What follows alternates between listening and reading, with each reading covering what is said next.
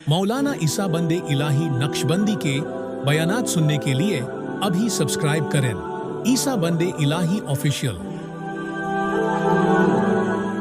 तालिब इल्मी का जो ज़माना होता है और ख़ुसूसन वो ज़माना जिसमें अभी उसने तालीम की इब्तिदाई की है, चाहे वो हिफ्ज़ में हो, नाज़रे में हो या स्कूल के अंदर गया हो, तो जहन के अंदर थोड़ी सी जज्बातियत भी होती है, नादानी भी होती है। तो उस मौके पर तालिब इल्म को किस तरीके से अपना वो वक्त गुजारना चाहिए जिसके अंदर वो बाद में अफसोस ना करे कि हमें ये चीज़ नहीं करनी चाहिए थी, चाहे वो असातिज़ा के ताल्लुक़ से हो, मुंतज़िमीन के ताल्लुक़ से हो, उस मदरसे या उस स्कूल के ताल्लुक़ से हो। तालिब इल्म जब मदरसे में जाता है तो मदरसे में जाने के बाद अक्सर बच्चों का हाल ये हो गया कि मदरसे में चले गए, पढ़ने के लिए चले गए, या तो पहले नंबर पर तो ये होता है कि माँ बाप चाहते हैं, माँ बाप ने भेज दिया, बच्चा चला गया मदरसे में और मदरसे में जाके तालीम हासिल कर रहा है।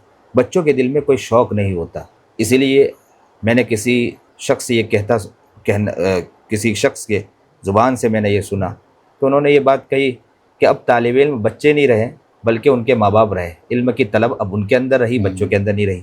अब अगर फिर भी तालिब इल्म आता है तो ज़्यादातर अक्सर व बेशतर देखा कि मदरसे के जो वाक़यात होते हैं, चीज़ें होते हैं, उसमें मुस्तकिल शामिल हो जाता है। हालात चल रहे हैं, उन इख्तलाफात में पड़ जाता है, मसाइल में घिर जाता है, तो जो इल्म हासिल करना है वो इल्म हासिल नहीं कर पाता है। इसलिए तलबा के लिए सबसे बड़ी ज़िम्मेदारी तो यही है कि जब मदरसे में जाएँ तो मदरसे में जाकर जो मेहनतें हैं, मेहनतें उसको जमकर करना चाहिए, खुल कर करना चाहिए और दूसरे मामलात के अंदर उसे नहीं गिरना चाहिए, दूसरे मसाइल के अंदर, क्योंकि हर उस्ताद का अपना एक मिजाज होता है। उस मिजाज के एतबार से वो चाहता है कि मेरे मुताबिक तालिब इल्म चले, तो तलबा को चाहिए कि उन मिजाज के मुताबिक तो न चलें, बस ये है कि उनके साथ चलते रहें, उनके साथ मोहब्बत पेश करें, प्यार पेश करें, उनकी खिदमतें करते रहें, उनके साथ चलते रहें। वरना अक्सर व बेशतर मसाइल ये होते हैं कि असातिज़ा अक्सर मदरसों के अंदर ये देखा कि उनका जो मिजाज होता है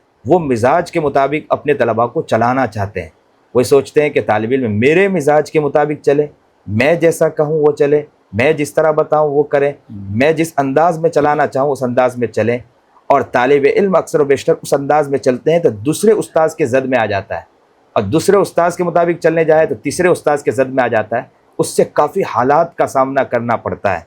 तो इस बिना पर तलबा को ये चाहिए कि वो असातिज़ा के मिजाज के मुताबिक न चलें, हाँ उनके साथ चलें, सुन्नत शरीयत उसको मद्देनज़र रखें, अपने काम में लगे रहें, इल्म पर खूब मेहनत करें, जम कर मेहनत करें। और अगर इस तरह करता है तो वो इदारे में लंबे ज़माने तक चल सकता है। वरना अगर उस्ताद के मिजाज के मुताबिक चलना चाहेगा तो हो सकता है कि उससे बड़ी दिक्कतें आएगी और उसको कई बाज़ वक़्त ये भी होता है कि इदारा छोड़ना पड़ता है या इदारा में इख्तलाफात होते हैं।